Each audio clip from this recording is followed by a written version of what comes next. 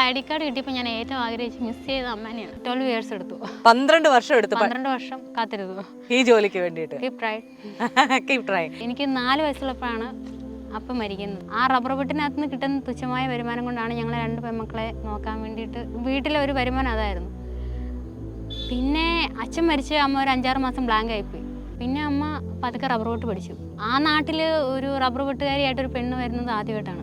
സങ്കടം ഉണ്ടായിരുന്നു, ശരിക്കും ബുദ്ധിമുട്ടുണ്ടായിരുന്നു. വേറെയുള്ള പിള്ളേരെ വെച്ച് കമ്പയർ ചെയ്ത് നോക്കുമ്പം ഞങ്ങൾക്കതൊക്കെ ഭയങ്കര ഡ്രീമായിരുന്നു.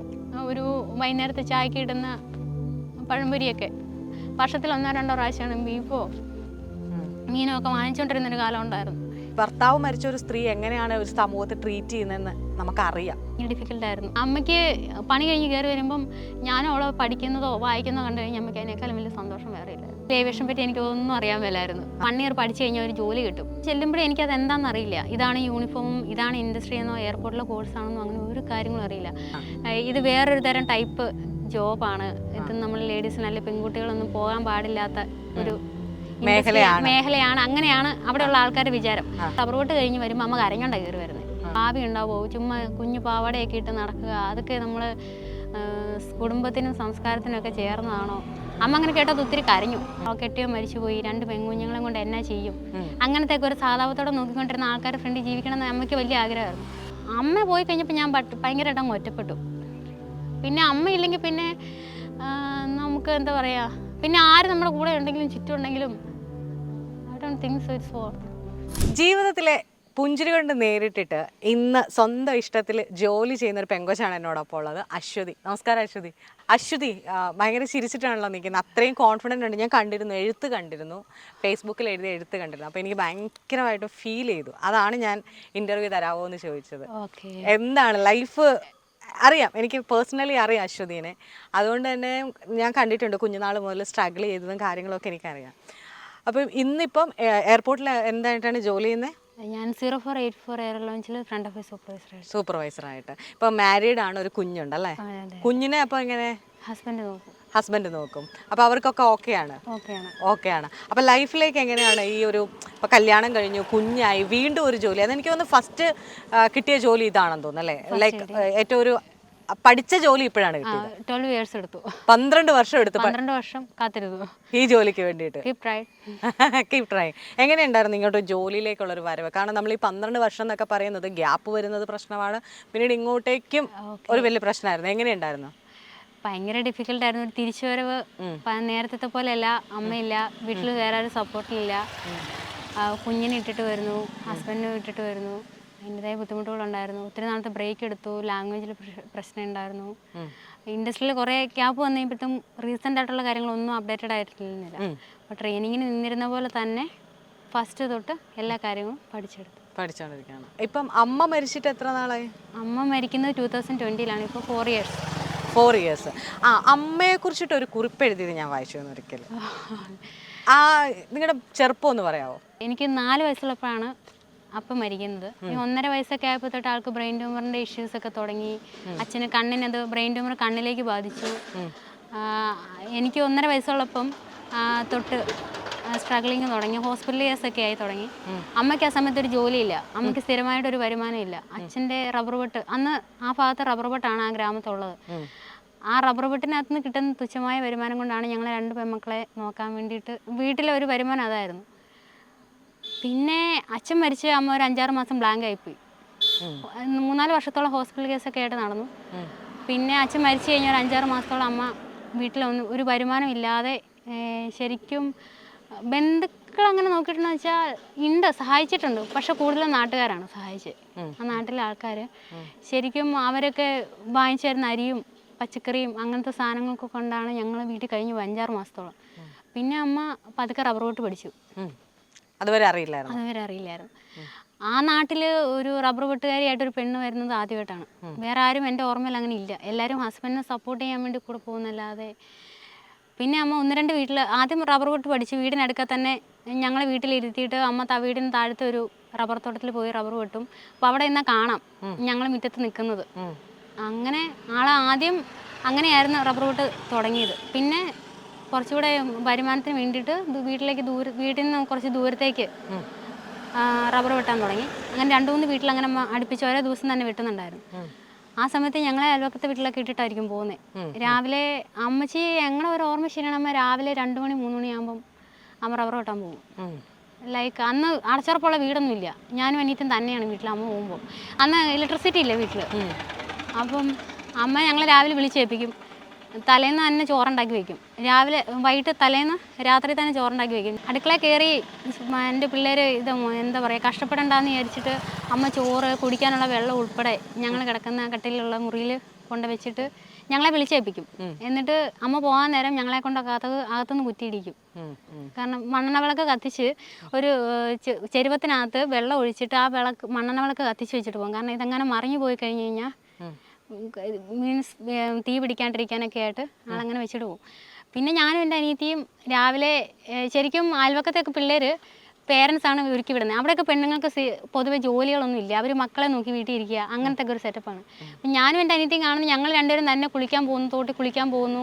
ഞങ്ങൾ തന്നെ ഡ്രസ്സൊക്കെ കഴുകിയിട്ട് വരുമ്പോൾ അവരുടെയൊക്കെ പേരൻസ് അപ്പനും അമ്മയും കൂടിയായിരിക്കും ചിലപ്പോൾ സ്കൂളിൽ വിടുന്നതിന് വേണ്ടി ഒരുക്കുന്നതും ചോറ് പൊതിഞ്ഞ് കൊടുക്കുന്നത്. ഞങ്ങൾ വീട്ടിൽ റേഷനറി മീൻസ് അന്നത്തെ സ്കൂളിലെ ഉച്ചക്കഞ്ഞി ഞങ്ങൾ കുടിക്കുന്നത്. അമ്മ ചിലപ്പോൾ അച്ചാറോ അങ്ങനെയൊക്കെ എന്തെങ്കിലും ഉണ്ടാക്കി തന്നിട്ടുള്ളൂ. അത് ഒരല്ലി വെച്ച് ഓരോ ദിവസം അങ്ങനെ കറി അങ്ങനെയൊക്കെയാണ് ഞങ്ങൾ വളർന്നത്. അപ്പം മരിച്ചിട്ടുണ്ടെങ്കിലും അപ്പനെ മിസ് ചെയ്യാൻ സമ്മതിച്ചിട്ടില്ല അമ്മച്ചി. പക്ഷെ അമ്മയുടെ പ്രസൻസ് ഞങ്ങൾക്ക് അങ്ങനെ അധികം കിട്ടിയിട്ടില്ല. അമ്മ രാവിലെ റബ്ബർ വെട്ടാൻ പോയി, അമ്മ ഒരു സ്ഥലത്ത് റബ്ബർ വെട്ടി വെച്ച് അടുത്ത വീട്ടിൽ പോയി റബ്ബർ വെട്ടി വയ്ക്കും. എന്നിട്ട് പാലെടുത്ത് ഷീറ്റ് അടിച്ച് അന്ന് ഈ പാലിങ്ങനെ സൊസൈറ്റി കൊണ്ടുപോയി ഇങ്ങനെ കൊടുക്കുന്ന ഒരു പരിപാടി ഇല്ല.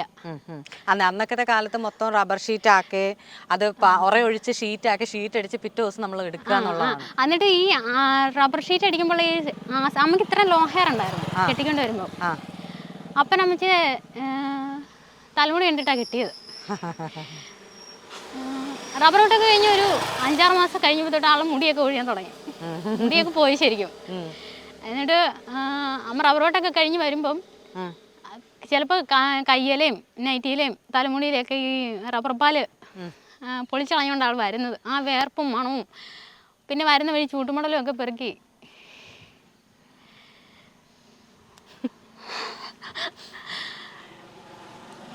ആളുടെ ഒരു പരവ രസമാണ്. അത് കഴിഞ്ഞ് ഒരു അരമണിക്കൂർ വന്ന് കിടന്നു കഴിഞ്ഞ് കാപ്പി ഉണ്ടാക്കുമ്പോഴത്തേക്കും ഞങ്ങൾ വരും. സാധാരണയൊക്കെ വീട്ടിൽ പഴംപൊരി അങ്ങനത്തെ സാധനങ്ങളൊക്കെ പുറത്തുനിന്നൊക്കെ വാങ്ങിച്ച് ഞങ്ങൾക്ക് അങ്ങനെയൊക്കെ കഴിക്കുന്ന സെറ്റപ്പാണ് ഞങ്ങളുടെയൊക്കെ നാട്ടിൽ. പക്ഷെ ആ സമയത്ത് ഞങ്ങൾക്ക് ചിലപ്പം ഉണക്കൊക്കെ വെള്ളത്തിലിട്ടതും കഞ്ഞി പഴം കഞ്ഞിയൊക്കെ ചിലപ്പോൾ കാണത്തുള്ളൂ. സങ്കടം ഉണ്ടായിരുന്നു, ശരിക്കും ബുദ്ധിമുട്ടുണ്ടായിരുന്നു. വേറെയുള്ള പിള്ളേരെ വെച്ച് കമ്പയർ ചെയ്ത് നോക്കുമ്പം ഞങ്ങൾക്കതൊക്കെ ഭയങ്കര ഡ്രീമായിരുന്നു. ഒരു വൈകുന്നേരത്തെ ചായക്ക് ഇടുന്ന പഴംപൊരിയൊക്കെ അതൊക്കെ വല്ലപ്പോഴും കിട്ടത്തുള്ളൂ. വർഷത്തിൽ 1-2 പ്രാവശ്യമാണ് ബീഫോ മീനോ ഒക്കെ വാങ്ങിച്ചുകൊണ്ടിരുന്നൊരു കാലം ഉണ്ടായിരുന്നു. അവിടെ പ്രത്യേകിച്ച് അങ്ങനെ ഒരു നാട്ടിൽ കഴിഞ്ഞു പോകാന്ന് പറഞ്ഞാൽ അതിനേക്കാളും വലിയ പാടായിരുന്നു. 3 പെണ്ണുങ്ങൾ തന്നെ. കൊച്ചു പറഞ്ഞ പോലെ മനസ്സിലാവും എനിക്ക്. ഒരു പക്ഷേ എൻ്റെ ചെറുതിലെ ഞാൻ അശ്വതീനെ കണ്ടിട്ടുണ്ട്, അല്ലെങ്കിൽ നമ്മളെല്ലാം പരസ്പരം കണ്ടിട്ടുള്ളവരാണ്. നമുക്കറിയാം. ഞാൻ എൻ്റെ ജീവിതത്തിൽ ആദ്യമായിട്ട് ഒരു ക്യാൻസർ മരണം എന്ന് കേൾക്കുന്നത് കുഞ്ഞിൻ്റെ അച്ഛൻ്റെ സോമൻ ചേട്ടൻ്റെ മരണമാണ് ഞാൻ ആദ്യമായിട്ട് കേൾക്കുന്നത്. അപ്പം എനിക്കും ഇങ്ങനെ നമ്മളും കുഞ്ഞതാണല്ലോ അന്ന്. അപ്പോൾ അതിൻ്റെ ഒരു ടെൻഷൻ. അപ്പോൾ ഈ കുഞ്ഞുങ്ങൾ എന്ത് ചെയ്യും? നിങ്ങളുടെ വീടാണെങ്കിൽ ഒരു സ്ലോപ്പിലുമായിരിക്കുന്നത്, സ്ലോപ്പിലാണ് ഇരിക്കുന്നത്. അപ്പോൾ നമുക്ക് ഈ പറഞ്ഞ പോലെ തന്നെ ഭർത്താവ് മരിച്ച ഒരു സ്ത്രീ എങ്ങനെയാണ് ഒരു സമൂഹത്തെ ട്രീറ്റ് ചെയ്യുന്നതെന്ന് നമുക്കറിയാം. നാടും അത് ഭയങ്കര ഡിഫിക്കൽട്ടായിരുന്നു. അപ്പം ഞാൻ പലപ്പോഴും ശ്രദ്ധിച്ചിട്ടുണ്ട് ഇങ്ങനെ ട്രീറ്റ് ചെയ്യുന്നത് എങ്ങനെയാണ്. ഇപ്പം ഞാനൊക്കെ ആണെങ്കിലും ഇപ്പോഴത്തെ ഒരു ബോധത്തിലാണ് എൻ്റെ അമ്മേനെ ഉൾപ്പെടെ നോക്കണത്. അന്നത്തെ ബോധത്തിൽ എനിക്ക് എങ്ങനെയാണെന്ന് എനിക്ക് ഓർമ്മയില്ല. മനസ്സിലായി എങ്ങനെയായിരുന്നു അത്? നിങ്ങൾ എങ്ങനെയാണ് ഇപ്പം പറഞ്ഞ പോലെ 3 സ്ത്രീകൾ ഒറ്റയ്ക്ക് താമസിക്കുന്നത് എങ്ങനെയാണ് നിങ്ങൾ ആ ഒരു ഡിഫിക്കൽട്ടി നിങ്ങൾ ഫേസ് ചെയ്തത്? അമ്മച്ചി നല്ല സപ്പോർട്ടായിരുന്നു എല്ലാ കാര്യത്തിലും. അമ്മ പറഞ്ഞിരുന്നേ അടുക്കളപ്പണി ചെയ്യണ്ട, പഠിക്കുക, ആ സമയം കൂടെ വീട്ടിലെ പണിയെല്ലാം ഞാൻ ചെയ്തോളാം. കഴിക്കുന്ന പാത്രം പോലും ഞങ്ങളെ അമ്മച്ചി മരിക്കുന്നതിൻ്റെ തലേന്ന് പോലും കഴിച്ചിട്ടില്ല ഞങ്ങളെ കൊണ്ട്. എന്നാലും ഞങ്ങളായിട്ട് ഓരോ കാര്യങ്ങൾ ചെയ്യുമ്പോൾ അമ്മേനെ എതിര് പറഞ്ഞിട്ടില്ല. പക്ഷേ എന്നാലും ആ സമയം കൂടെ പഠിച്ചു. മക്കൾ അനിയത്തി കളക്ടറാവും, ഞാൻ ഡോക്ടറാവണം, അങ്ങനത്തെ ആഗ്രഹങ്ങളൊക്കെ ആയിരുന്നു അമ്മയ്ക്ക്. അമ്മയ്ക്ക് പണി കഴിഞ്ഞ് കയറി വരുമ്പം ഞാനും അവളെ പഠിക്കുന്നതോ വായിക്കുന്നതോ കണ്ടു കഴിഞ്ഞാൽ അമ്മയ്ക്ക് അതിനേക്കാളും വലിയ സന്തോഷം വേറെ ഇല്ലായിരുന്നു. പഠിക്കുന്ന ചിലപ്പം ഡ്രസ്സൊക്കെ ഞങ്ങൾക്ക് കുറവുണ്ടായിരുന്നു. ചിലപ്പോൾ അമ്മച്ചി പണിക്ക് പോകുന്ന വീട്ടിലെ പിള്ളേരൊക്കെ പഴയതായിരിക്കും ഞങ്ങൾ ഉപയോഗിച്ചുകൊണ്ടിരുന്നത്. അന്ന് ചിലപ്പോൾ 8-ലൊക്കെ പഠിക്കുന്ന സമയത്തൊക്കെ ഒരു ജോഡി ഉണ്ടായിരുന്നുള്ളൂ കളർ ഡ്രസ്സ്. ബാക്കി നമ്മൾ യൂണിഫോമിൽ ഓടിക്കുന്നത്, അതും ഒരു ജോഡി ഉണ്ടായിരുന്നുള്ളൂ. പക്ഷെ അമ്മ പുസ്തകത്തിന് അങ്ങനത്തെ കാര്യങ്ങൾക്കൊന്നും നമുക്കൊരു കുറവും വരുത്തിയിട്ടില്ല. പേനയ്ക്കാണേലും ബുക്കുകൾ അവിടെ ഏത് പിള്ളേർ ചെയ്യുന്നതിനേക്കാളും അപ്പനും അമ്മയുള്ള പിള്ളേർ പോകുന്നതിനേക്കാളും ഗ്രാൻഡായിട്ടാണ് ഞങ്ങൾ വിട്ടുകൊണ്ടിരുന്നത്, സ്കൂളിൽ വിട്ടുകൊണ്ടിരുന്നത്. ഞങ്ങൾ പഠിക്കണം, വലിയ നിലയിലെത്തണം എന്ന് വലിയ ആഗ്രഹമായിരുന്നു. അപ്പോൾ അമ്മയുടെ സാഹചര്യം വരാണ്ടിരിക്കാൻ വേണ്ടി സ്വന്തമായിട്ട് സ്വന്തം കാലിൽ നിൽക്കുക, സ്വന്തമായിട്ട് ഒരു ഏണിങ്സ് ഉണ്ടാവുക, അതൊക്കെയാണ് അമ്മ അന്ന് ഞങ്ങളെ പഠിപ്പിച്ചുകൊണ്ടിരുന്നത്. അത് മാത്രമേ എപ്പോഴും റിമൈൻഡ് ചെയ്തുകൊണ്ടിരുന്നുള്ളൂ. പിന്നെ ബാക്കിയുള്ളവർ പറയുന്നത് ഞങ്ങളങ്ങനെ ഒരു പരിധി വരെ ചെവി കൊടുത്തിട്ടില്ല. അമ്മ പറയും, നിങ്ങൾ ഉണ്ടല്ലോ പ്രൂവ് ചെയ്ത് കാണിക്കാൻ, വേറെ ആരും വേണ്ട. പഠിക്കുക എന്നുള്ളത് തന്നെയാണ് എനിക്ക് തോന്നുന്നു. നമ്മൾ ജനിച്ചു വളർന്ന ആ സ്ഥലത്ത് പഠിക്കുക എന്നുള്ള പഠനം വലിയ ഇമ്പോർട്ടൻ്റ് ആയിരുന്നു. കാരണം പഠിക്കുന്നവർ വളരെ കുറവാണ്. എല്ലാവരും നമ്മൾ കാണുന്ന പോലെ റബ്ബർ വെട്ടിനോ അല്ലെങ്കിൽ കൂലിപ്പണിക്കോ പോകുന്ന, അതിലപ്പുറം ആളുകൾക്ക് ചിന്തിക്കാൻ പറ്റാഞ്ഞിട്ടാണോ എന്താ സാഹചര്യം നമുക്ക് മനസ്സിലായിട്ടില്ല. അവിടെ നിന്നൊരു ജോലി മേടിക്കുക അല്ലെങ്കിൽ സ്ട്രഗിൾ ചെയ്യുക എന്നൊക്കെ പറയുന്നത് വലിയ വലിയ കാര്യം തന്നെയാണ്. അപ്പം ഈ പറഞ്ഞ പോലെ അമ്മ പഠിക്കുക എന്ന് പറഞ്ഞിട്ട് ഒരു പ്രായം കഴിയുമ്പോൾ നമുക്ക് അമ്മയുടെ ബുദ്ധിമുട്ട് മനസ്സിലാകുമ്പം നമുക്ക് എങ്ങനെയെങ്കിലും ഒരു ജോലി മേടിച്ചാൽ മതി എന്നാണ്. ഏവിയേഷൻ പെട്ടെന്ന് എടുത്തതായിരുന്നോ അതോ? ആക്ച്വലി ഏവിയേഷൻ പറ്റി എനിക്കൊന്നും അറിയാൻ മേലായിരുന്നു. 1 ഇയർ കഴിഞ്ഞ് കഴിഞ്ഞാൽ 1 ഇയർ പഠിച്ചു കഴിഞ്ഞാൽ ഒരു ജോലി കിട്ടും എന്നിങ്ങനെ ഒരു ആഡ് കണ്ട് പോയതാണ്. അവിടെ പ്ലസ് ടു കഴിഞ്ഞിട്ട് അവിടെ ചെല്ലുമ്പോഴേ എനിക്കത് എന്താണെന്ന് അറിയില്ല. ഇതാണ് യൂണിഫോമും ഇതാണ് ഇൻഡസ്ട്രി എന്നോ എയർപോർട്ടിലെ കോഴ്സാണെന്നോ അങ്ങനെ ഒരു കാര്യങ്ങളും അറിയില്ല. അനിയത്തിക്ക് പഠിക്കണം എന്നായിരുന്നു, നമ്മൾ ഡിഗ്രി ചെയ്യണം, മാസ്റ്റേഴ്സ് എടുക്കണം, നമ്മൾക്ക് അങ്ങനത്തെ കുറേ ഡ്രീംസ് ഒക്കെ ആയിരുന്നു. നമ്മൾ നന്നായിട്ട് പഠിക്കുകയും ചെയ്യുമായിരുന്നു. അപ്പം അമ്മച്ചനോട് പറഞ്ഞു, നീ വേണേൽ ഡിഗ്രിക്ക് പഠിച്ചോ. അന്ന് നമ്മുടെ ദേവമാതാ കോളേജിൽ അമ്മച്ചി എന്നെ കൊണ്ടുപോയി. പക്ഷേ അന്ന് പിന്നെ ഞാൻ തന്നെ പറഞ്ഞു, അമ്മ ഇത് 3 വർഷം വെറുതെ പോകും, ആ സമയത്ത് എന്തെങ്കിലും ചെറിയൊരു കോഴ്സ് ഇത്തിരി കഷ്ടപ്പെട്ടാണെങ്കിലും പഠിക്കാം എന്ന് വിചാരിച്ച് അങ്ങനെ ഇതിന് പോകുന്നു. ഏവിയേഷൻ എനിക്കന്ന് എയർ ഹോസ്റ്റസ് എന്ന് എനിക്ക് പറയാൻ പോലും അറിയില്ല. അവിടെ ചെന്ന് കോട്ടയം എന്നൊക്കെ പറഞ്ഞാൽ ഞങ്ങൾക്ക് ഭയങ്കര ടൗണാണ്. ഇപ്പോൾ അബ്രോഡ് പോകുന്നാലെയാണ് അവിടെ കോട്ടയത്തൊക്കെ പോകാമെന്ന്, കോട്ടയം ടൗണിലൊക്കെ പോകാമെന്ന് പറയുന്നത്. ഞാൻ മാത്രമേ ഉണ്ടായിരുന്നുള്ളൂ നാട്ടിൻപുറത്തുനിന്ന് വന്നൊരിത്. എനിക്ക് ലാംഗ്വേജ് അത്യാവശ്യം ഒന്നുമില്ല, അത്യാവശ്യം എന്ന് പറയാൻ പോലും ഇല്ല, ബേസിക് പോലും എനിക്കില്ലായിരുന്നു, ഒരു കോൺഫിഡൻസ് ഇല്ലായിരുന്നു. അവിടുത്തെ യൂണിഫോം എസ്പെഷ്യലി ഭയങ്കര ഇതാണ്, ഞങ്ങളുടെ നാട്ടിൻപുറത്തേക്ക് ഒന്നും ഉൾക്കൊള്ളാൻ പറ്റത്തില്ല. സ്കേർട്ടും ചെറിയ സ്കേർട്ടും മുട്ടിറക്കമുള്ള സ്കേർട്ടും ഷർട്ടും അങ്ങനത്തെ വേറൊരു മൈൻഡ് സെറ്റാണ് അവിടെ ആൾക്കാർക്ക്. ഇത് വേറൊരു തരം ടൈപ്പ് ജോബാണ്, ഇത് നമ്മൾ ലേഡീസിന് അല്ലെങ്കിൽ പെൺകുട്ടികളൊന്നും പോകാൻ പാടില്ലാത്ത ഒരു മേഖലയാണ്, അങ്ങനെയാണ് അവിടെയുള്ള ആൾക്കാരുടെ വിചാരം. ഞാനിങ്ങനെ ഏവിയേഷൻ അന്നത് അവിടെ ആൾക്കാർ ജനസാന്ദ്രത ഇത്തിരി കുറവുള്ള സ്ഥലമാണ്. പക്ഷെ ഉള്ള ആൾക്കാരെല്ലാവരും പെട്ടെന്ന് അവിടെ എന്തെങ്കിലും ചെറിയൊരു കാര്യങ്ങൾ പെട്ടെന്ന് അങ്ങ് സ്പ്രെഡാവും. അങ്ങനെ ഞാൻ ഏവിയേഷൻ പഠിക്കാൻ പോയത് അവിടെ പെട്ടെന്ന് അങ്ങ് സ്പ്രെഡായി. ഒരു ദിവസം ഞാൻ അന്ന് വീക്ക്ലി 3 ടൈംസേ ഉള്ളൂ നമുക്ക് ക്ലാസ്. അങ്ങനെ 3 ടൈംസ് ക്ലാസ് ഉള്ള സമയത്ത് ഒരു ദിവസം വീട്ടിലിങ്ങനെ അന്ന് ക്ലാസ് ഇല്ല, അപ്പം വീട്ടിലിരിക്കുക. അന്നേരം അമ്മ റബ്ബർ വെട്ട് കഴിഞ്ഞ് വരുമ്പോൾ അമ്മ കരഞ്ഞോണ്ടാണ് കയറി വരുന്നത്. എടാ ഇങ്ങനെ ഒരു വഴിയിൽ ഇങ്ങനെ പോകുന്നപ്പോൾ ഒരു ചേട്ടൻ പറഞ്ഞു, കൊച്ചിനെ എന്നാ ഒരുമാതിരി കോഴ്സൊക്കെ പഠിപ്പിക്കാൻ വിട്ടേക്കുന്നേ, ഇതൊക്കെ ഭാവി ഉണ്ടാവോ, ചുമ്മാ കുഞ്ഞു പാവാടയൊക്കെ ഇട്ട് നടക്കുക, അതൊക്കെ നമ്മൾ കുടുംബത്തിനും സംസ്കാരത്തിനും ഒക്കെ ചേർന്നതാണോ? അമ്മ അങ്ങനെ കേട്ടത് ഒത്തിരി കരഞ്ഞു. കാരണം അന്ന് 5,000 അടുത്താവും മന്ത്ലി നമുക്ക് അതിൻ്റെ ഫീസ്. അമ്മ അതിൻ്റെ ഫസ്റ്റ് എങ്ങാണ്ട് 30,000 സംതിങ് കണ്ട് അമ്മ സ്വർണ്ണമൊക്കെ വെച്ചിട്ടാണ് അമ്മ എന്നെ പഠിപ്പിക്കാൻ കൊണ്ടാക്കുന്നത്. പിന്നെ 5,000 വെച്ച് അടയ്ക്കണം. ഇത്രയും ഫീസ് കൊടുത്ത് അടയ്ക്കുന്നു. അപ്പം നല്ലൊരു ജോബാണെന്ന് അവിടെ നിന്ന് ഇൻസ്റ്റിറ്റ്യൂട്ടിൽ നിന്ന് പറയുകയും ചെയ്തു. അപ്പം അമ്മയ്ക്ക് അങ്ങ് ഭയങ്കര ബുദ്ധിമുട്ടായി. അപ്പം അമ്മ കുറേ കരഞ്ഞു. അന്ന് അമ്മ വന്ന് കുറേ നേരം കരഞ്ഞിട്ട് അമ്മ ഞാൻ ചോദിച്ചിട്ട് കാര്യം എന്താണെന്ന് പറഞ്ഞില്ല. അപ്പം ഞാൻ വിചാരിച്ചു ഇനിയിപ്പോൾ അപ്പൻ്റെ കാര്യം ഓർക്കുമ്പോൾ അങ്ങനെ ഇടയ്ക്ക് ആൾക്ക് ബുദ്ധിമുട്ട്. 2 ദിവസം കഴിഞ്ഞ് എന്നോട് പറഞ്ഞു, ഇടേ നീ ഇങ്ങനെ ചെറിയ സ്കേർട്ടൊന്നും വെളിയിൽ വിരിച്ചിടരുത്, യൂണിഫോമിൻ്റെ ഒന്നും, നമ്മുടെ ആൾക്കാരൊക്കെ അങ്ങനെ മോശമായിട്ട് പറയുന്നുണ്ട്, അങ്ങനെയാണ് ഇങ്ങനെയാണെന്നൊക്കെ പറഞ്ഞു. അത് കഴിഞ്ഞപ്പം ഞാൻ തന്നെ പിന്നെ അമ്മച്ചിനെ പറഞ്ഞത് മനസ്സിലാക്കി, അമ്മ ഇതല്ല ഒരു ലോകം, ഇതിനപ്പുറത്തേക്കും ഉണ്ട്. ആൾക്കാർ പറയുന്നത് പറയട്ടെ, നമ്മളെന്ത് പറയുന്നു നമ്മളെന്ത് ചെയ്യുന്നു എന്ന് ഓർത്തുകൊണ്ടിരിക്കില്ല. അവർക്ക് അവരുടെ ലൈഫുണ്ട്. നമ്മളത് ഓർത്ത് സ്പോയിൽ ചെയ്താൽ നാളെ നമുക്ക് തന്നെ നഷ്ടമുള്ളൂ. നാളെ നമുക്ക് എന്തെങ്കിലും ഒരു ആപത്ത് വരുമ്പോൾ ഇവരാരും കാണില്ല കൂടെ. അത് പറഞ്ഞ് അമ്മനെ കൺവിൻസ് ചെയ്തു. കൂരുമ്പേ കുരു എന്ന് പറയുന്ന പോലെ 3 മാസം കഴിഞ്ഞപ്പോൾ റബ്ബറിൻ്റെ വില കുറഞ്ഞു, ഫീസ് അടയ്ക്കാൻ പൈസയില്ല. ആദ്യത്തെ 2 മാസം അമ്മ എങ്ങനെയൊക്കെയോ അടച്ചു. ആദ്യത്തെ 1 മാസം ഗ്രാൻഡായിരുന്നു, കാരണം അമ്മയുടെ ഷെയറിന് പങ്കിന് റബ്ബർ ഷീറ്റ് കിട്ടും നമുക്ക് വീട്ടിലേക്ക്. ഇപ്പം 20 റബ്ബർ ഷീറ്റ് കിട്ടിയാൽ 10 നമുക്കാണ്. റബ്ബർ ഷീറ്റ് എടുത്ത് ബാഗിലിട്ടിട്ട് കടയിൽ കൊടുത്തിട്ട് ഞാൻ കൊണ്ട് ഫീസ് അടച്ചിട്ടുണ്ട്. ആദ്യത്തെ പ്രാവശ്യമൊക്കെ ഭയങ്കര ഗ്രാൻഡായിരുന്നു. അന്ന് നല്ല വിലയുണ്ടായിരുന്നു റബ്ബറിന്. വില കുറഞ്ഞു. അമ്മ അങ്ങനെ അമ്മയുടെ അനിയത്തിയുടെ കയ്യിൽ നിന്ന് വരെ പൈസ മേടിച്ചിട്ട് 500-ഉം അമ്മയുടെ ചേട്ടത്തിമാരൊക്കെ എടുക്കപ്പോൾ 200-ഉം 300-ഉം ഒക്കെ വാങ്ങിച്ചിട്ടാണ് എന്നെ പഠിപ്പിക്കാൻ അന്ന് കൊണ്ട് ഏവിയേഷന്. പിന്നെ 2 മാസം ആളെങ്ങനെയൊക്കെയോ സ്ട്രഗിൾ ചെയ്തു.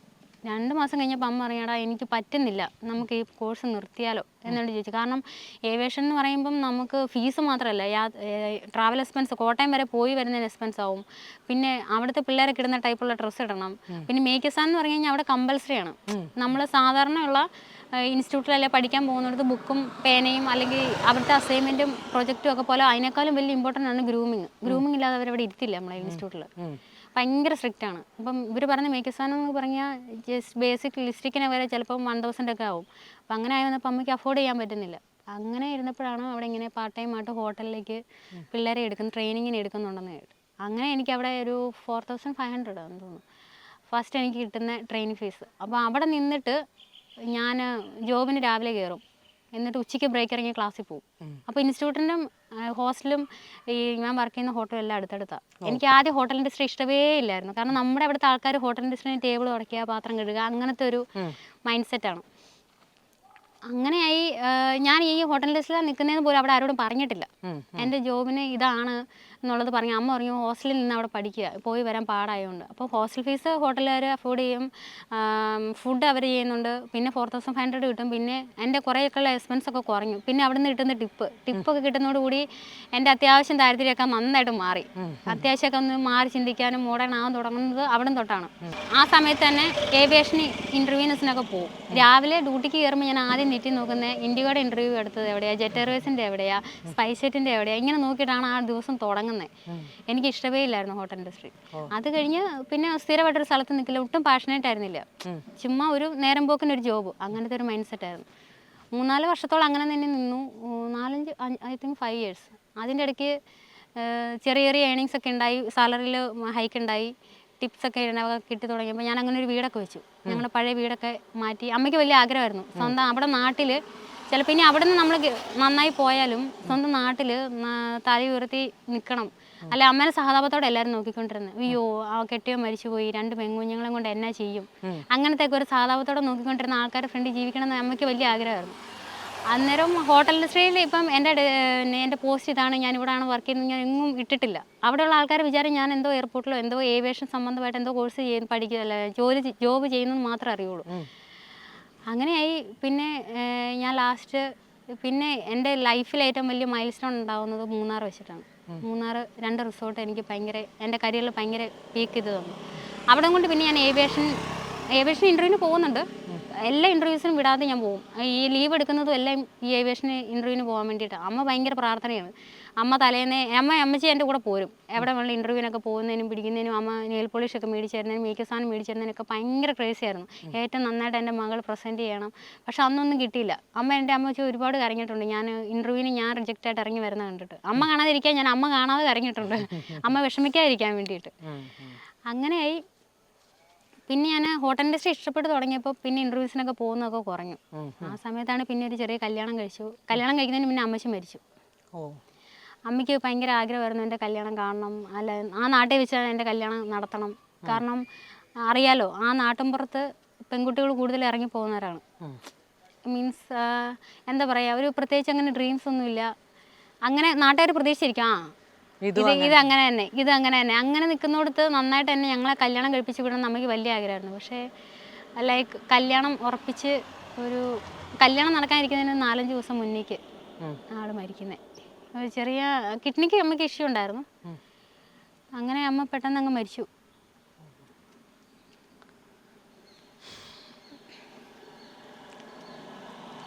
അപ്പം അനിയത്തിയുണ്ട്, ഷീസ് മാരീഡ്. അമ്മ പോയി കഴിഞ്ഞപ്പോൾ ഞാൻ ഭയങ്കരമായിട്ട് അങ്ങ് ഒറ്റപ്പെട്ടു. പിന്നെ അമ്മ ഇല്ലെങ്കിൽ പിന്നെ നമുക്ക് എന്താ പറയുക, പിന്നെ ആര് നമ്മുടെ കൂടെ ഉണ്ടെങ്കിലും ചുറ്റും ഉണ്ടെങ്കിലും I don't think so it's worth. കല്യാണം കഴിച്ചു, അതും അത്രേ നമുക്ക് ആരും ഇല്ല എങ്കിൽ പിന്നെ ആരുണ്ടെങ്കിലും ഒരു കാര്യമില്ല. അമ്മയും അപ്പനും ഇല്ലെങ്കിൽ പിന്നെ ഐ ഡോണ്ട് തിങ്ക് സോ. പിന്നെ ഒരുപാട് സ്ട്രഗിൾ ചെയ്തു. പെട്ടെന്നൊരു പ്രഗ്നൻസി, കുഞ്ഞിനെ നോക്കാൻ അറിയില്ല. ആ സമയത്ത് പോസ്റ്റ്മോർട്ടം, ഡിപ്രഷൻ, വല്ലാത്തൊരു മെൻ്റൽ സ്റ്റേജിൽ കൂടെ ഞാൻ കടന്നു പോയത്. മീൻസ് എനിക്ക് എന്താ സംഭവിക്കുന്നതെന്ന് പോലും എനിക്കറിയാൻ മേലാത്തൊരവസ്ഥ. ലൈക്ക് ഒരു 1.5 മാസത്തോളം എൻ്റെ ഹെയർ കോംബ് ചെയ്യാതിരുന്നിട്ടുണ്ട്. ഞാൻ മറന്നുപോയി. സ്വന്തം കാര്യങ്ങൾ നോക്കാതെ, സ്വന്തം ബോഡി കെയർ ചെയ്യാതെ അങ്ങനെ കുറേ നാൾ എനിക്കെന്താ സംഭവിക്കുന്നത്, ബാക്കിയുള്ളവർ വേറൊരു വേൾഡിലായിപ്പോയി. നേരത്തെ എന്നൊക്കെ പറയുമ്പം എന്തെങ്കിലും ഒരു ഇഷ്യൂ വന്ന് അമ്മച്ചിനെ അങ്ങ് വിളിച്ചു കഴിഞ്ഞാൽ അമ്മച്ചി 2 തെറിയും കൂടെ കൂട്ടിയായിരിക്കും ചോദിക്കുന്നത്, ഇതിനാണോ വളർത്തിയേ, ഇതാണോ ഞാൻ റബ്ബർ വെട്ടി പഠിപ്പിച്ചത്. ഈ ഒരു ചോദ്യം ചോദിക്കുമ്പോൾ ഓക്കെ എൻ്റെ വൈബേ മാറി. പിന്നെ എനിക്കൊന്നും ഒരു പ്രശ്നമില്ല. ഇപ്പോൾ ഡ്യൂട്ടിയിൽ നിൽക്കുമ്പോഴാണെങ്കിൽ പോലും അമ്മ ഇടയ്ക്ക് വിളിക്കുമ്പം എന്തെങ്കിലും പ്രശ്നം വരുമ്പോൾ അമ്മച്ചിനെ വിളിക്കും, നീ അങ്ങ് പോടി, ഞാനിവിടെ ഇല്ലേ, പിന്നെ നിന്നെ പേടിക്കുന്നേ, പോയിട്ട് ആ ബാക്കി കണ്ടിട്ട് വാ, വന്നതിൻ്റെ ബാക്കി, അങ്ങനത്തെ ഒരു മൈൻഡ്. പക്ഷേ അങ്ങനെ ഒരു സപ്പോർട്ട് ഇല്ലാണ്ട് വന്നപ്പം എൻ്റെ എല്ലാം പോയി, എൻ്റെ കരിയർ പോയി, എല്ലാം പോയി, എൻ്റെ ലൈഫ് തന്നെ പോയി. പിന്നെ അത് കഴിഞ്ഞ് പെട്ടെന്നൊരു ഇവിടെ ഇങ്ങനെ ഇൻ്റർനാഷണൽ എയർപോർട്ടിലൊരു വേക്കൻസി ഉണ്ടെന്ന് കണ്ടു. അന്നൊന്നും വരുമ്പം ഇത്ര നാളത്തെ ഗ്യാപ്പ് എടുത്തതിൻ്റെ ഒരു ഭയങ്കര ഇഷ്യൂസ് ഉണ്ടായിരുന്നു. ഗ്രൂമിങ് ഇല്ല, ഒത്തിരി ഡിഫിക്കൽട്ട് ഉണ്ടായിരുന്നു. ഞാൻ ആദ്യം ഇൻ്റർവ്യൂവിന് റിജക്റ്റ് ആയിരുന്നു. ഓക്കെ, മീൻസ് ഇതിൻ്റെ ഗ്രൂമിങ് സ്റ്റാൻഡേർഡ് പോരാന്നുള്ള ഇതിൽ. അന്ന് എനിക്ക് ഇവിടെ ഇൻ്റർവ്യൂവിന് വരുമ്പോൾ എനിക്ക് 10 years എബോവ് എനിക്ക് എക്സ്പീരിയൻസ് ഉണ്ട്. പക്ഷെ എൻ്റെ ഗ്രൂമിങ്ങിൻ്റെ പ്രസൻറ്റേഷനോ റെഡി ആവാത്തതുകൊണ്ട് ഐ വാസ് റിജക്റ്റഡ്. പിന്നെ എന്തോ രീതിയിൽ എന്തോ ഷോർട്ട് ലിസ്റ്റ് ചെയ്യുമോ എന്തോ ഇഷ്യൂ കൊണ്ടാണ് അവർ പിന്നെ എന്നെ കോൾ ചെയ്യുന്നത്. ഇനി ഇവിടെ വന്നു. ആദ്യമൊക്കെ ഭയങ്കര പാടായിരുന്നു. നമ്മുടെ ഹോട്ടൽ ഇൻഡസ്ട്രി പോലെയേ അല്ല. ഒത്തിരി കഷ്ടപ്പെട്ട് ഇപ്പോഴും സ്ട്രഗിൾ ചെയ്തുകൊണ്ടിരിക്കുന്നു. കാരണവന്മാർ മരിച്ചു പോയാലും അല്ലെങ്കിൽ നമ്മുടെ അപ്പനോ അമ്മ മരിച്ചു പോയാലും നമുക്കൊരു വഴി കാണിച്ചു തന്നിട്ട് അവർ പോയത്. അവർ നമ്മളൊരിക്കലും നടു റോട്ടിൽ ഇട്ടിട്ടല്ല പോയത്. നമുക്ക് വഴിയുണ്ട്. എന്താ, നമുക്ക് ലെഫ്റ്റും റൈറ്റും ഉണ്ട്, നമുക്ക് വിദ്യാഭ്യാസം ഉണ്ട്, 4 ആളുടെ മുന്നിൽ നമുക്ക് ഇറങ്ങി ചെന്നിട്ട് നമ്മുടെ കാര്യം ചോദിക്കാനുള്ളൊരിതുണ്ട്. അശ്വതിക്കും ആ കേപ്പബിലിറ്റി ഉണ്ട്. അശ്വതി അതുകൊണ്ടാണ് ഇപ്പോൾ ഈ പറഞ്ഞല്ലോ, നമ്മൾക്ക് വരാനുള്ള ലേറ്റ് ആയിട്ടാണെങ്കിലും വരും. അപ്പം ഈ പറഞ്ഞ പോലെ അന്ന് ആഗ്രഹിച്ചതാണ് അമ്മേനെ കൊണ്ടുവന്ന്. ഇപ്പം അമ്മയുണ്ടെങ്കിലും എനിക്കും പേഴ്സണലി ഇപ്പം അശ്വതി പറയുമ്പോൾ എനിക്ക് ഫീൽ ചെയ്യുന്നുണ്ട്, അമ്മയുണ്ടെങ്കിൽ ഇവിടെ കൊണ്ടുവന്ന് കാണിക്കായിരുന്നു, അമ്മച്ചി ഞാൻ ഇവിടെയാ ജോലി ചെയ്യുന്നത്. അറ്റ്ലീസ്റ്റ് ആ ടാഗ് കിട്ടിയപ്പോൾ, ഐ ഡി കാർഡ് കിട്ടിയപ്പോൾ ഞാൻ ഏറ്റവും ആഗ്രഹിച്ച് മിസ് ചെയ്ത അമ്മേനെയാണ്. അല്ല, ഇൻ്റർവ്യൂവിന് കോൾ വന്നു. അന്ന് ഞാനിങ്ങനെ ഇവർ വിളിച്ചിട്ട് എന്നോട് പറയുന്നുണ്ട് സെലക്ട് ആയി, അടുത്ത ദിവസത്തേക്ക് ജോയിനിങ് ആണ്, ഇന്നൊക്കെയാണ് സാലറി പാക്കേജ്, നമ്മൾ ഓഫർ ലെറ്റർ അയച്ചു തരും. ആ സമയത്ത് ഞാൻ ഒരുപാട് കരഞ്ഞു. ഒരാളോട് പറയാനില്ല സത്യം. അറ്റ്ലീസ്റ്റ് നമുക്ക് ഒരാൾക്കൊരു സങ്കടം വരുമ്പം ഓക്കെ അവൾക്ക് അങ്ങനെ ഒരു ബുദ്ധിമുട്ട് വന്നു, I M so sad for that എന്ന് പറയാൻ ഒത്തിരി പേരുണ്ട്. പക്ഷെ നമുക്കൊരു സന്തോഷം വരുമ്പോൾ നമ്മൾ സന്തോഷിക്കുന്നതിന് മേലെയായിട്ട് സന്തോഷിക്കുന്ന ആൾക്കാരുള്ളതാണ് ലൈഫിലെ ഏറ്റവും വലിയ ലക്ക്. പക്ഷെ എനിക്ക് ആ സമയത്ത് അമ്മയെ ഒരുപാട് മിസ് ചെയ്തു.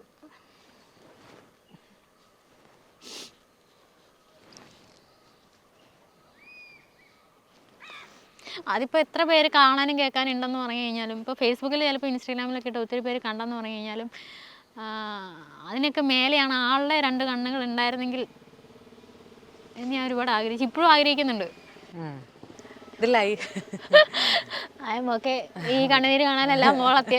അതന്നെ അമ്മ പറയുന്ന പോലെ അമ്മയുടെ വക എന്റെ കയ്യിൽ 2 ചീത്ത, കണ്ണീര് കാണാനല്ല വളർത്തി. 2-3 വർഷം അതൊക്കെ ഭയങ്കര പ്രശ്നം. നമുക്ക് മനസ്സിലാവില്ലല്ലോ എന്താ സംഭവിക്കുന്നത്. പിന്നെയാണ് ചിന്തിക്കുന്നതും. അമ്മയുടെ ഒക്കെ ഞാൻ അമ്മയായി ഞാൻ എൻ്റെ കുഞ്ഞിനെ കാണുമ്പോഴാണ് ഓക്കെ എൻ്റെ കുഞ്ഞ്, ഞാൻ നാളെ മരിച്ചു പോയിട്ട് എൻ്റെ കുഞ്ഞ് ഇങ്ങനെ നടക്കുന്ന വിഷമിച്ചിരിക്കുന്നത് കണ്ടു കഴിഞ്ഞാൽ എനിക്ക് സഹിക്കുമോ? അതുപോലെ ആയിരിക്കും എൻ്റെ അമ്മ ആഗ്രഹിക്കുന്നുണ്ടായിരിക്കും ഒത്തിരി ഹൈറ്റിലേക്ക് വരാനായിട്ട്. അതുകൊണ്ടാണ് ഇപ്പൊ വീണ്ടും ജോലിക്ക് ഇറങ്ങിയത്. അത് തന്നെ. അല്ലെങ്കിൽ ഞാൻ ഇപ്പോഴും ലൈക്ക് എനിക്ക് ജോബിൽ പോകാനുള്ള ഓപ്ഷൻസ് ഉണ്ടായിരുന്നു. പക്ഷേ എന്തുകൊണ്ടോ അന്നിങ്ങനെ പെട്ടെന്ന് നമ്മുടെ അന്നത്തെ ഡിപ്രഷൻ സ്റ്റേജ് കൊണ്ട് എനിക്ക് അതിനകത്ത് പെട്ടെന്ന് കമ്മൗട്ട് ചെയ്യാൻ പറ്റിയില്ല.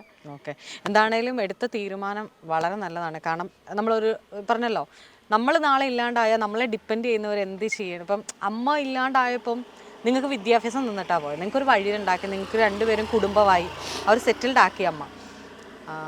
അപ്പം ഇനി പറഞ്ഞ പോലെ തന്നെ നമ്മളുടെ സന്തോഷം കണ്ടിട്ട് അതുക്ക് മേലെ സന്തോഷിക്കുന്നവർ നമ്മുടെ പേരൻസ് അല്ലാതെ വേറെ ആരും ഇല്ല ഈ ലോകത്തില്ല. ബാക്കിയെല്ലാം ഒരു പരിധി വരെ ചില നല്ല സുഹൃത്തുക്കളുണ്ട് കേട്ടോ, നമ്മളെക്കാൾ ഇതിരെ നന്നായിട്ടൊക്കെ വന്നം. അല്ലെങ്കിൽ ആ ഒരു സന്തോഷം എനിക്ക് എന്തെങ്കിലും എക്സൈറ്റ്മെൻറ്റ് വരുമ്പോൾ എൻ്റെ കൂടെ അതേ എക്സൈറ്റ്മെൻറ്റ് അതിനേക്കാളേറെ എക്സൈറ്റ്മെൻറ്റിൽ നിൽക്കുന്ന ഫ്രണ്ട്സ് ഉണ്ട്. ആ ഫ്രണ്ട്സിൻ്റെ ഒക്കെ കുറേ സപ്പോർട്ടും കൊണ്ടാണ് എനിക്ക് ഒരു എന്താ പറയുക ഇതിനകത്ത് നിന്നൊക്കെ ഒന്ന് കമ്മൗട്ട് ചെയ്യാൻ പറ്റിയത്. എന്താണേലും അടിപൊളിയാവും. ഞാൻ പോസ്റ്റെല്ലാം കാണാറുണ്ട്. കാണുമ്പോൾ എനിക്കും ഭയങ്കര സന്തോഷമാണ്. നമ്മൾ പണ്ട് കണ്ട പോലെ നമ്മളൊക്കെ പരസ്പരം ചെറുതിലേ കാണുമ്പോൾ ഉള്ള ഒരു ഇതൊക്കെ മാറ്റിയിട്ട് റിയാലിറ്റി കുറേയൊക്കെ തിരിച്ചറിഞ്ഞിട്ടുണ്ടല്ലോ 2 പേരും. ലൈക്ക് എന്താ പറയുക, പൊട്ടക്കണറ്റി കിടക്കുന്നത് അവളെ വെളി വന്നു കഴിയുമ്പോൾ അവസ്ഥയാണ് ശരിക്കും. ഞാൻ ചെറുതിലേ മുതലേ അതൊക്കെ ഓവർകം ചെയ്ത് വന്നുകൊണ്ട് അതിനൊന്നൊരു എനിക്കൊരു ഫീലിംഗ് വരാറില്ല. പക്ഷെ ആളുകളെ കേൾക്കുമ്പോൾ ഞാൻ പറഞ്ഞല്ലോ, നമുക്കിതെല്ലാം അറിയാം. എൻ്റെ ഓർമ്മയിൽ ഈ പറഞ്ഞ എല്ലാം ഉണ്ട്. നിങ്ങളുടെയൊക്കെ നിങ്ങൾ സ്കൂളിൽ പോകുന്നതും പറഞ്ഞ ഓർമ്മകളൊക്കെ ഉണ്ട് നമുക്ക്. പക്ഷെ ഇപ്പം ഏറ്റവും സന്തോഷം ഇങ്ങനെ ആ എയർപോർട്ടിൽ നിന്ന് ഒരു സാധനം ഇട്ടപ്പോൾ ഞാൻ ഭയങ്കര സന്തോഷിച്ചു. അയ്യോ, എൻ്റെ അനിയത്തിയെക്കുറിച്ച് അത്രയും നല്ല ഞാനത് പറഞ്ഞു ഓഫീസിൽ, എൻ്റെ അനിയത്തിയാണ്. ഇപ്പം നമ്മൾ ഇൻ്റർവ്യൂവിൽ അതിന് ഇതുവരെ പറയാത്തതാണ്, എൻ്റെ അനിയത്തിയാണെന്നുള്ളത് എനിക്ക് പറയാം. ചില നമ്മൾ ഇൻ്റർവ്യൂ എടുക്കാന്ന് പറഞ്ഞാൽ ഒരു സ്ട്രഗിൾ ചെയ്തൊരു സ്ത്രീ, അത് ആദ്യമേ തന്നെ പറഞ്ഞിട്ട് കാര്യമില്ലല്ലോ. ഭയങ്കര സന്തോഷം, ഇങ്ങനെ തന്നെ മുന്നോട്ട് പോവുക, ലൈഫിൽ എല്ലാം ഉണ്ടാവും. സോമൻ ചേട്ടനും സരോജിനി ചേച്ചിയും ഒക്കെ ഉണ്ടാവും, അനിയത്തി കൊച്ചു. ഞാനത് എൻ്റെ പേരാ കൂടെ കൂട്ടിയേക്കുന്നത്. ഞാൻ കണ്ടു, ഞാൻ അശ്വതി സരോജിനി സോമൻ എന്നല്ല ഇട്ടേക്കുന്നത്, ഞാൻ കണ്ടിരുന്നു. അപ്പോൾ അശ്വതി, ഓൾ ദി ബെസ്റ്റ്.